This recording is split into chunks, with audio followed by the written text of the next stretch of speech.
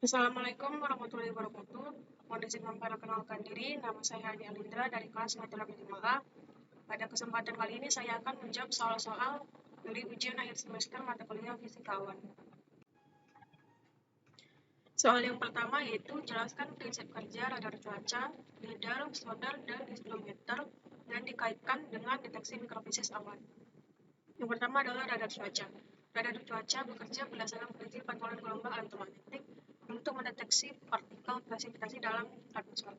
Gelombang radio dengan panjang gelombang tertentu dipancarkan dari antena radar yang berputar secara horizontal, yang mana ini menciptakan cakupan 3D dari atmosfer di sekitarnya.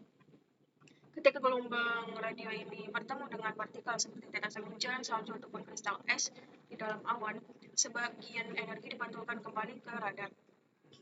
Proses deteksi dimulai dengan mengukur intensitas dan waktu tempuh gelombang radio yang dipantulkan, dan intensitas pantulan bergantung pada ukuran dan juga densitas partikel di atmosfer.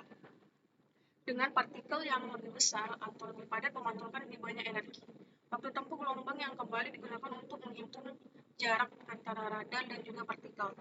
Hal ini memungkinkan radar untuk membuat peta distribusi spasial partikel presipitasi di dalam awan. Radar cuaca juga memanfaatkan efek Doppler untuk menganalisis pergerakan partikel. Ketika partikel presipitasi bergerak mendekati radar, frekuensi gelombang yang diterima oleh radar meningkat. Sedangkan partikel yang bergerak menjauhi radar menghasilkan penurunan frekuensi. Dengan mengukur perubahan frekuensi ini, radar dapat menentukan kecepatan dan juga arah pergerakan partikel yang ada di dalam awan. Yang mana hal ini dapat memberikan pemahaman atau wawasan tentang dinamika mikrofisis di dalam awan, seperti pola turbulence ataupun konveksi. Dalam deteksi mikrofisis awan, radar cuaca berguna untuk mendeteksi proses pembentukan hujan seperti kondensasi, koalescensi, dan juga deposisi. Radar cuaca juga dapat mengidentifikasi zona pertumbuhan es dan juga proses pencairan di awan yang penting untuk memahami mekanisme presipitasi. Kombinasi data intensitas pantulan dan pergeseran radar Doppler menghasilkan informasi 3 dimensi yang detail tentang struktur, komposisi, dan juga dinamika awan. Yang selanjutnya adalah LIDAR atau Light Detection and Ranging. LIDAR merupakan teknologi yang menggunakan laser pulse untuk mendeteksi mikrofisis awan. Prinsip kerjanya dimulai dengan pemancaran gelombang cahaya dalam bentuk laser pulse tadi ke atmosfer. Biasanya dalam panjang gelombang UV, visual, ataupun infrared, tergantung pada tujuan dari pengamatan. Laser pulse ini kemudian berinteraksi dengan partikel di atmosfer seperti tetesan air, kristal es, ataupun juga aerosol. Interaksi ini menghasilkan hamburan balik yang ditangkap oleh sensor LIDAR tersebut. Berdasarkan waktu tempuhnya cahaya jarak antar LIDAR dan partikel dihitung, sehingga memungkinkan pemetaan distribusi partikel di atmosfer. Selain itu juga, intensitas dan panjang gelombang hamburan balik dianalisis untuk mendapatkan informasi tentang ukuran, konsentrasi, dan juga komposisi partikel. Teknologi LIDAR ini unggul dalam memberikan profil vertikal atmosfer dengan resolusi yang tinggi dan juga memungkinkan deteksi struktur awan, distribusi aerosol sebagai CCN dan juga ITS. Dengan data dari LIDAR ini, LIDAR mampu mengamati proses mikrofisis seperti kondensasi, deposisi, dan juga penguapan partikel di dalam awan.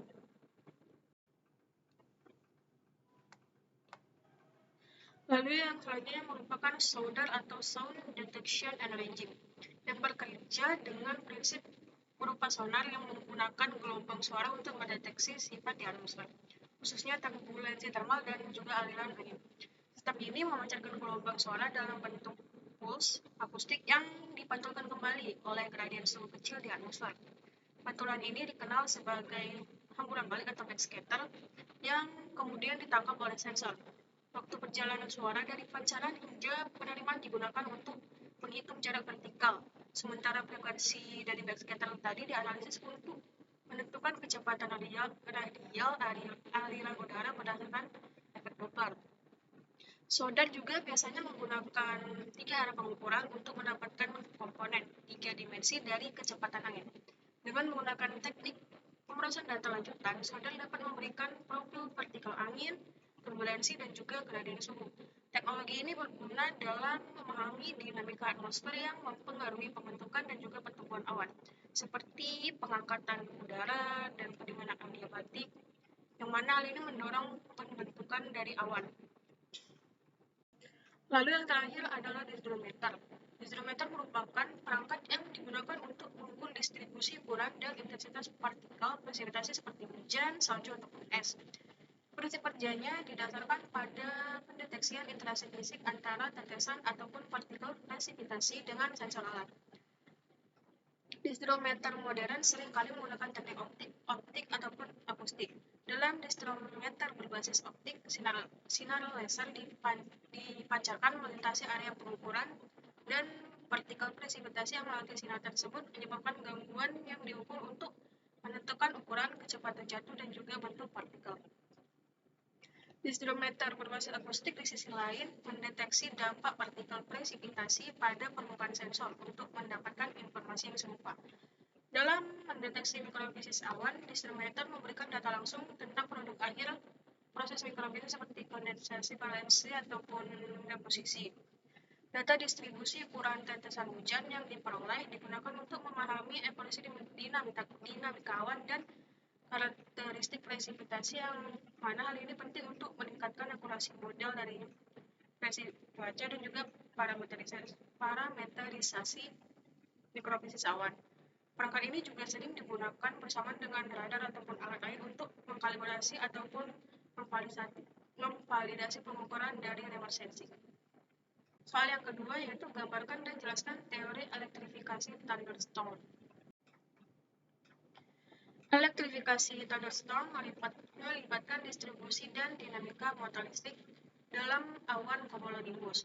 Pola distribusi muatan yang khas terbentuk adalah muatan positif di puncak awan dan juga muatan negatif di tengah dan lapisan muatan positif di dasar awan. Pembentukan pola ini terjadi melalui proses tumpukan antara droplet, kristal es, dan juga tetesan air yang super dingin di lingkungan dengan arus udara yang naik, yang kuat atau updraft. Ketika partikel-partikel tersebut bertumbukan, droplet yang lebih besar daripada cenderung membawa muatan negatif, sedangkan kristal es yang kecil mendapatkan muatan positif dan terdorong ke puncak awan oleh updraft. Proses elektrifikasi ini didorong oleh gradien suhu di dalam awan, biasanya di wilayah dengan suhu antara 12 derajat Celcius hingga minus 25 derajat Celcius, yang merupakan zona optimal untuk transfer muatan. Pada saat yang bersamaan, arus udara naik dan turun membantu dari distribusi muatan di berbagai lapisan awan, yang menghasilkan medan listrik yang kuat terutama pada bagian negatif di tengah awan dan muatan positif di puncak atau di dasar awan. Medan listrik ini mencapai titik di mana udara di sekitar awan kehilangan sifat isolatornya, yang mana memungkinkan pelepasan energi dalam bentuk petir. Jenis petir yang terjadi tergantung pada lokasi dan distribusi muatan. Ada petir intracloud yang terjadi di dalam awan ketika muatan negatif dan positif di awan saling berinteraksi. Lalu ada petir cloud to cloud yang terjadi ketika muatan di satu awan berinteraksi dengan muatan di awan yang lain. Lalu ada petir cloud to ground yang paling sering diamati terjadi ketika muatan negatif di dasar awan mencari jalur ke muatan positif yang ada di tanah. Muatan di tanah juga dipengaruhi oleh muatan awan di atasnya. Ketika awan bermuatan negatif berada di atas, tanah dan objek di permukaannya menjadi bermuatan positif karena muatan negatif di tanah terdorong menjauh. Proses ini menciptakan jalur untuk pelepasan energi listrik di dalam bentuk petir. Pelepasan muatan ini yang disebut sebagai return stroke terlihat sebagai kilatan yang terang dan disertai suara guntur. Proses ini terjadi dengan sangat cepat yang biasanya hanya dalam waktu sepersekian detik. Selain itu, petir memiliki efek lanjutan seperti peningkatan ozon di atmosfer akibat pemanasan dan juga ionisasi udara. Soal yang ketiga yaitu jelaskan yang pertama beberapa koreksi terhadap teori pertumbuhan difusi tetes hujan Yang kedua, proses mekanisme cloud seeding pada awan hangat dan awan dingin. Yang ketiga, perbedaan mendasar persamaan 1 dimensi, 2 dimensi, dan 3 dimensi pada model numerik awan. Untuk koreksi yang pertama yaitu kinetic effects atau efek kinetik. Efek kinetik menguraikan bagaimana laju perpindahan panas, massa dan momentum antara tetesan air dan lingkungannya. Dipengaruhi oleh bilangan Knudsen atau L per R, yaitu rasio panjang bebas rata-rata molekul terhadap radius tetesan. Ketika bilangan Knudsen tadi atau L per R kecil dari 1, medan uap atau suhu dianggap kontinu, dan pertukaran massa serta panas dapat dijelaskan menggunakan pendekatan kontinuitas Maxwell. Hal ini berlaku untuk tetesan awan besar di mana aliran molekul relatif homogen. Ketika L per R besar dari 1, medan uap dan suhu tidak lagi kontinu. Pendekatan teori tumbukan molekuler digunakan yang relevan untuk partikel dengan radius yang sangat kecil seperti partikel aerosol atau partikel udara dengan ukuran kecil dari 0,06 mikrometer. Dalam kondisi ini, molekul harus menempuh jarak tertentu sebelum bertemu dengan tetesan. Lalu yang terakhir yaitu ketika L per R sama dengan 1. Hal ini terjadi pada tetesan awan kecil dengan radius antara 0,1 hingga 1 mikrometer. Dalam kondisi ini, pendekatan molekul bebas dan kontinuitas Maxwell tidak berlaku sehingga teori kinetik menjadi lebih kompleks. Transisi ini penting dalam memahami bagaimana proses awal pertumbuhan tetesan. Koreksi yang kedua yaitu ventilation effects atau efek ventilasi. Di mana efek ventilasi ini menggambarkan bagaimana aliran udara di sekitar tetesan yang jatuh melalui atmosfer mempengaruhi laju perpindahan massa dan panas. Ketika tetesan diam, medan uap di sekitarnya berbentuk simetris. Namun, pada tetesan yang jatuh, medan ini menjadi asimetris karena adanya aliran udara.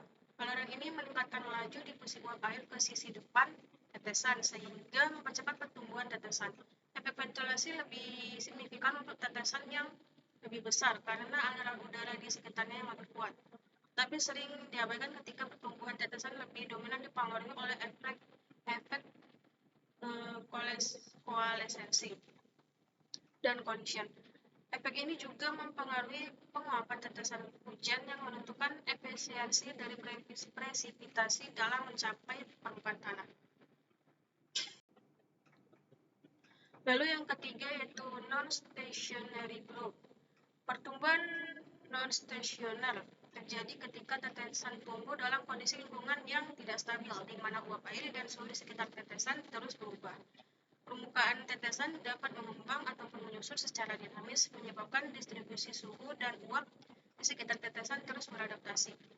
Difusi molekuler membutuhkan waktu sekitar 10 mikrodetik untuk mencapai keseimbangan, tetapi dalam kondisi atmosfer yang dinamis, distribusi ini sering terganggu sebelum mencapai efek stabilitas. Meskipun efek ini penting dalam mekanisme pertumbuhan tetesan awal, dalam simulasi atmosfer sering digunakan pendekatan yang lebih sederhana karena perubahan difusi ini terjadi dengan sangat cepat.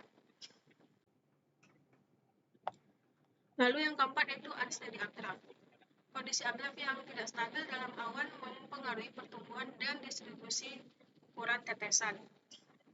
Dalam area percepatan updraft, inti kondensasi yang baru terus diaktifkan menghasilkan tetesan yang baru. Namun dalam zona perlambatan updraft, pertumbuhan tetesan yang ada menjadi lebih lambat, menjadi lebih dominan. Updraft yang fluktuatif ini juga membantu memperluas spektrum ukuran tetesan dengan memberikan tingkat kejenuhan yang bervariasi. Walaupun efek ini mempercepat pembentukan tetesan baru, dampaknya terhadap evolusi tetesan yang besar cenderung lebih kecil dibandingkan mekanisme lain seperti coalescence. Dan koreksi yang terakhir yaitu statistical effects atau efek statistik. Efek statistik ini merujuk pada variasi individu dalam jalur pertumbuhan tetesan hujan yang disebabkan oleh tingkat supersaturasi yang berbeda-beda. Dalam awan, setiap tetesan memiliki riwayat pertumbuhan yang unik berdasarkan posisi dan kondisi lokalnya, seperti fluktuasi, supersaturasi, dan turbulensi, dan juga interaksi dengan tetesan-tetesan lain. Hal ini menghasilkan pelebaran spektrum ukuran yang ukuran tetesan yang dikenal sebagai broadening spectrum. Meskipun pelebaran ini dianggap sebagai efek kecil secara keseluruhan, penelitian terbaru menunjukkan bahwa hal ini memainkan peran dalam menentukan pola presipitasi dan juga efisiensi pembentukan hujan. Lalu yang selanjutnya adalah mekanisme cloud seeding pada awan hangat. Cloud seeding pada awan hangat bertujuan untuk mempercepat proses pembentukan hujan melalui penyediaan partikel higroskopis sebagai inti kondensasi awan atau CCN. Bahan yang biasa digunakan umumnya adalah garam, kalsium klorida atau kalsium iodide, ataupun juga bahan higroskopis lainnya. Proses ini dimulai dengan penyebaran partikel-partikel ke dalam awan, biasanya menggunakan pesawat ataupun roket. Ketika partikel higroskopis memasuki awan, partikel ini menarik uap-uap air yang ada di atmosfer yang pada akhirnya akan mengembun pada permukaannya. Dengan meningkatnya ukuran tetesan air yang terbentuk, tetesan ini menjadi lebih berat sehingga mempercepat pertumbukan melalui mekanisme fluorescence, di mana tetesan besar bertumbukan dan bergabung dengan tetesan yang kecil. Proses ini menghasilkan tetesan air yang cukup besar untuk mengatasi gaya gravitasi udara ataupun gaya hambat dan jatuh ke permukaan sebagai hujan. Mekanisme ini sangat efektif pada awan dengan kelembapan yang tinggi dan juga distribusi ukuran tetesan yang kecil, namun kurang efektif jika distribusi uap air terlalu tersebar karena adanya terlalu banyak inti kondensasi yang bersaing.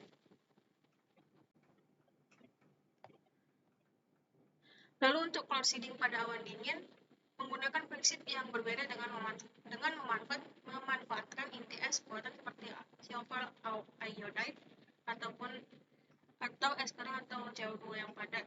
Silver iodide digunakan karena strukturnya mirip dengan kristal es yang alami, sehingga memfasilitasi pembentukan kristal es pada suhu di bawah minus 10 derajat Celcius. Es kering di sisi lain menurunkan suhu lingkungan hingga uap air membeku secara langsung. Proses ini dimulai dengan penyebaran partikel inti es ke lapisan awan yang suhunya sangat dingin. Inti es buatan ini menyebabkan uap air di awan mengalami deposisi, di mana uap air langsung berubah menjadi kristal es tanpa melalui fase cair. Kristal es ini kemudian tumbuh melalui deposisi lebih lanjut dan melalui riming, yaitu pembekuan tetesan air super dingin pada permukaan kristal. Kristal es yang tumbuh menjadi lebih besar hingga akhirnya jatuh sebagai salju atau mencari sebagai tetesan hujan ketika melewati lapisan atmosfer yang lebih hangat. Mekanisme ini efektif pada awan dengan suhu di bawah titik beku dan kelembapan yang relatif tinggi, terutama untuk wilayah yang mengalami defisit inti es alami. Yang selanjutnya adalah perbedaan mendasar persamaan 1 dimensi, 2 dimensi, dan 3 dimensi pada model numerik awan. Pada model 1 dimensi, merupakan representasi numerik yang paling sederhana dari dinamika awan, di mana hanya perubahan vertikal yang diperhitungkan. Dalam model ini, parameter atmosfer seperti suhu, kelembapan, dan juga kecepatan vertikal hanya bervariasi dengan ketinggian. Model 1 dimensi umumnya digunakan untuk mempelajari proses mikrofisik seperti pembentukan tetesan hujan, pertumbuhan kristal es, atau penguapan tetesan. Karena kesederhanaannya, model ini tidak mempertimbangkan variasi horizontal atau interaksi antar kolom atmosfer. Model 1 dimensi ini cocok untuk simulasi awan tunggal atau untuk memahami proses dasar dalam satu kolom udara vertikal. Namun keterbatasannya terletak pada ketidakmampuannya untuk mempresentasikan proses lateral seperti pencampuran turbulensi atau sirkulasi horizontal yang ada dalam sistem awan yang lebih kompleks. Lalu, model 2 dimensi menambahkan dimensi horizontal pada representasi numerik, memungkinkan analisis variasi dalam arah vertikal dan satu arah horizontal. Hal ini menciptakan lintasan vertikal horizontal yang memungkinkan simulasi pola-sirkulasi lokal, interaksi akrab dan juga dongkrak, serta pertumbuhan awan secara lebih realistis. Model ini biasanya digunakan untuk mempelajari awan orografis, sirkulasi termal lokal, ataupun interaksi dengan medan permukaan. Dalam model 2 dimensi, proses fisik seperti transportasi uap air, momentum, dan juga energi dapat dihitung secara lebih rinci daripada model 1 dimensi. Namun model ini tetap memiliki keterbatasan karena tidak mencakup dimensi ketiga, sehingga tidak mampu merepresentasikan aliran atmosfer 3 dimensi atau interaksi antar awan dalam skala yang lebih luas. Lalu yang terakhir yaitu model 3 dimensi, merupakan representasi yang paling komprehensif dari dinamika awan, di mana variasi vertikal, horizontal, dan juga kedalaman diperhitungkan. Model ini mampu mempresentasikan proses atmosfer secara lebih realistis, termasuk turbulensi skala kecil, percampuran lateral, dan juga interaksi antar awan. Model 3 dimensi digunakan untuk mempelajari sistem awan yang lebih kompleks seperti badai petir, awan konvektif skala besar, ataupun sistem mesoscale yang melibatkan dinamika 3 dimensi. Kelebihan utama dari model 3 dimensi ini adalah kemampuannya untuk merepresentasikan sirkulasi yang lengkap dalam awan dan juga lingkungan di sekitarnya. Namun model ini membutuhkan sumber daya komputasi yang sangat besar karena jumlah variabel yang harus dihitung meningkat secara eksponensial dibandingkan model 1 dimensi ataupun 2 dimensi. Model ini ideal untuk simulasi yang membutuhkan presisi tinggi seperti prediksi cuaca ataupun penelitian dari perubahan iklim. Soal yang keempat yaitu jelaskan proses-proses dalam gambar berikut ini. Gambar ini menggambarkan proses mikrofisik yang kompleks yang terjadi dalam awan selama pembentukan presipitasi. Proses ini melibatkan interaksi antara berbagai bentuk air di atmosfer seperti uap air, tetesan air, salju, es, dan juga krompol yang semuanya memainkan peran dalam evolusi presipitasi hingga mencapai permukaan bumi. Proses dimulai dengan uap air atau water vapor yang berada di atmosfer. Melalui kondensasi, uap air berubah menjadi tetesan awan ketika suhu dan tekanan mendukung pembentukan inti kondensasi. Selain itu, pada suhu yang lebih rendah, uap air akan mengalami deposisi langsung yang membentuk kristal es atau cloud ice. Sebaliknya, ketika terjadi pemanasan atau penguapan selama pencairan partikel es, uap air kembali dilepaskan ke atmosfer yang dikenal sebagai evaporasi. Tetesan air dalam awan dapat mengalami beberapa transformasi. Proses autokonversi terjadi ketika tetesan awan bergabung untuk membentuk tetesan hujan. Selain itu, tetesan awan dapat tertangkap oleh tetesan hujan melalui koleksi yang meningkatkan ukuran dan volume presipitasi. Dalam kondisi suhu rendah, tetesan awan juga dapat melekat pada permukaan partikel es seperti krompol atau salju. Melalui proses riming, di mana air super dingin membeku langsung pada partikel es, jika lingkungan mendukung, air cair ini juga dapat mencair kembali menjadi hujan atau mengeras menjadi partikel es yang lain. Kristal es atau cloud ice terbentuk dari uap air melalui deposisi langsung atau interaksi dengan tetesan awan. Partikel es ini dapat tumbuh melalui koleksi ketika mengumpulkan tetesan air super dingin atau bergabung dengan partikel es yang lainnya. Proses konversi memungkinkan kristal es berubah menjadi salju melalui deposisi yang lebih lanjut. Di sisi lain, jika kristal es turun ke lapisan atmosfer yang lebih hangat, mereka dapat mencair melalui proses melting yang menghasilkan tetesan air cair. Salju dapat terbentuk melalui akumulasi partikel es dan pertumbuhannya dipengaruhi oleh beberapa mekanisme seperti yaitu melalui riming. Salju menangkap tetesan air super dingin yang membeku di permukaannya, membentuk krompol. Salju juga dapat tumbuh lebih besar melalui koleksi di mana partikel-partikel salju bergabung atau menangkap tetesan air. Jika salju jatuh melewati lapisan udara hangat, ia akan mencair dan berubah menjadi hujan. Tetesan hujan terbentuk melalui proses yang mencakup koleksi shedding, di mana tetesan air yang lebih kecil bergabung dengan tetesan yang lebih besar. Tetesan hujan ini juga dapat berasal dari pencairan partikel es atau salju. Dalam kondisi lingkungan tertentu, tetesan air dapat kembali menguap menjadi uap air sebelum mencapai permukaan bumi, terutama di wilayah yang lebih hangat. Krompol merupakan butiran es yang terbentuk dari salju atau kristal es yang menangkap tetesan air yang super dingin melalui proses riming. Partikel krompol ini dapat berkumpul lebih besar melalui koleksi, yaitu akumulasi vertikal tambahan selama pergerakannya di dalam awan. Ketika krompol jatuh ke lapisan atmosfer yang lebih hangat, ia akan mencair menjadi tetesan hujan. Semua proses ini akhirnya akan menghasilkan presipitasi yang mencapai permukaan bumi dalam bentuk seperti hujan salju, ataupun krompol dalam jumlah, bentuk, dan distribusi presipitasi yang ditentukan oleh kondisi lingkungan atmosfer seperti suhu, kelembapan, dan polarus udara di dalam dan juga di sekitar awan. Lalu soal yang kelima yaitu sebuah drop atau tetes tumbuh dengan kondensasi dari radius 2 mikrometer sampai 20 mikrometer dalam 79 menit pada suhu 17,9 derajat Celcius dan tekanan 107,9 kPa. Tentukan jenuh ambien yang mengabaikan solusi dan kelembungan dalam persamaan pertumbuhan awan. Dari soal diketahui R0 sama dengan 2 mikrometer, RT 20 mikrometer, T79 menit sama dengan 4.740 second, suhu 17,9 derajat Celcius atau 291,05 Kelvin, tekanan 107,9 kilopascal atau 1079 milibar, dan logaritma 10 psi sama dengan 2,05. Dan yang ditanyakan merupakan saturasi ambien. Untuk menyelesaikan soal menggunakan persamaan pertumbuhan tetes yaitu psi sama dengan LT kuadrat kurang L0 kuadrat per 2T. Lalu masukkan nilai sehingga didapatkan psi sama dengan 0,0428 mikrometer kuadrat per sekon. Lalu menggunakan nilai logaritma 10 psi yaitu sama dengan 2,0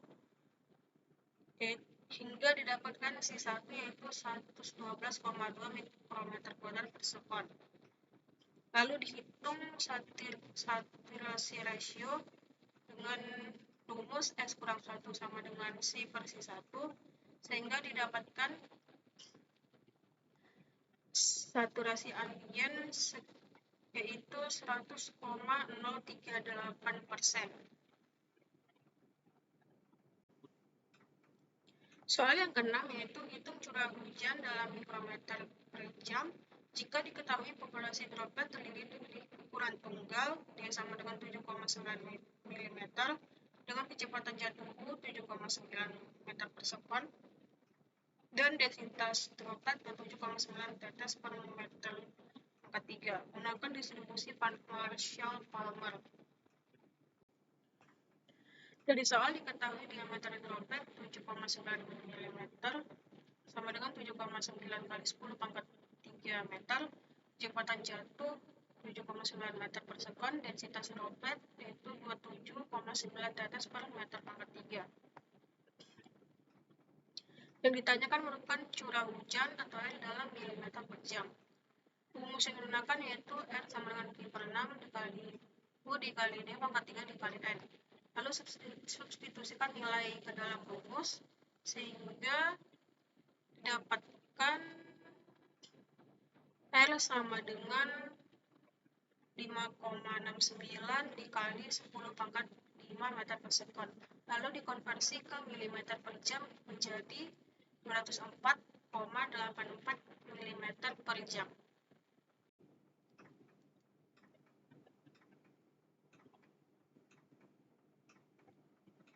Soal yang ketujuh yaitu awan orografis di suatu wilayah dengan ketebalan 2,79 km mengandung uap air 0,79 gram per meter kubik.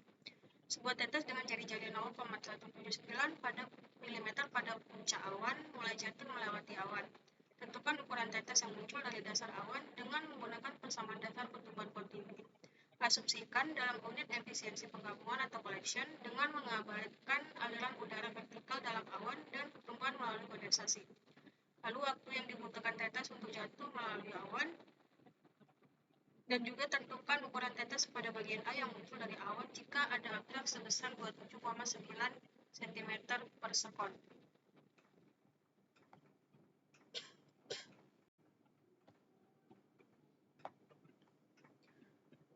Dari soal diketahui ketebalan awan yaitu 2,79 km, konsentrasi uap air yaitu 0,79 gram per meter kubik, radius awal tetesan yaitu 0,179 mm, kecepatan terminal tetesan yaitu 8 kali 10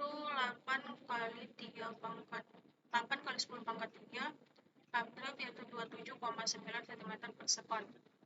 Yang ditanyakan yang pertama itu ukuran tetesan awal yang muncul dari dasar awan, yang kedua waktu yang dibutuhkan tetes untuk jatuh melalui awan. Lalu yang ketiga, ukuran tetes pada bagian A yang muncul dari awan jika ada angka sebesar 27,9. Untuk penyelesaiannya, yang pertama itu ukuran tetes yang muncul dari dasar awan dihitung menggunakan rumus RB sama dengan RT ditambah EM per 49L dikali dengan H, lalu dimasukkan nilai-nilainya dan didapatkan ukuran tetes awan yaitu 1,031 mm. Lalu untuk menghitung waktu yang dibutuhkan tetes untuk jatuh melalui awan, menggunakan rumus ulan RB per RT sama dengan EM dikalikan 3 kali T per 4L.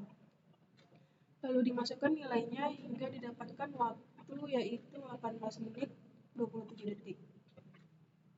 Lalu yang C, untuk menghitung ukuran tetes dengan abstrak 27,9 cm per sekon, dihitung menggunakan rumus RB dikurang RT sama dengan EM dikali H per 4L dikurang U kali H per 4L. Lalu dihitung hingga mendapatkan ukuran tetes awan yaitu 0,535 mm. Lalu soal yang terakhir yaitu tentukan ukuran dari tetes di puncak lintasan, ukuran dari tetes ketika meninggalkan awan, waktu yang tersisa bagi droplet di awan jika sebuah tetes berdiameter 0,79 mm terletak di dasar awan cumulus yang memiliki konsentrasi air cair sebesar 1,79 gram per meter kubik dan kecepatan abstrak konstan sebesar 7,9 meter per sekon. Gunakan persamaan pertumbuhan kontinuitas dan mengabaikan pertumbuhan kondensasi. Dari soal diketahui R sama dengan 0,79 mm, M sama dengan 1,9 gram per meter kubik, U sama dengan 7,9 meter per sekon, lalu N didapatkan yaitu 3,27 meter per sekon. Yang ditanyakan ukuran tetes di puncak lintasan, ukuran tetes ketika meninggalkan awan, dan waktu yang tersisa bagi tetes di awan. Untuk menyelesaikan soal yang pertama, untuk menentukan ukuran tetes di puncak awan menggunakan rumus RT kurang RB sama dengan EM per 4L dikali L dan U per U dikurang R dikali H. Lalu substitusikan nilai-nilai sehingga didapatkan ukuran tetes yaitu 1,509 mm. Lalu yang kedua itu ukuran tetes ketika meninggalkan awan menggunakan rumus 2,35 kali ln RF kurang L per RF per kurang RT sama dengan EM per 4L dikali H. Lalu substitusikan nilai sehingga didapatkan ukuran tetes akhir final yaitu 7,93 mm. Dan yang terakhir, untuk mencari waktu yang tersisa di awan menggunakan rumus ln RF dikurang ln L sama dengan RM dikali L per 4L dikali T.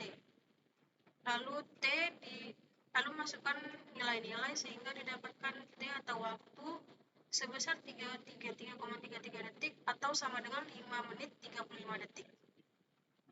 Sekian pemaparan jawaban dari saya, lebih kurangnya saya mohon maaf. Wassalamualaikum warahmatullahi wabarakatuh.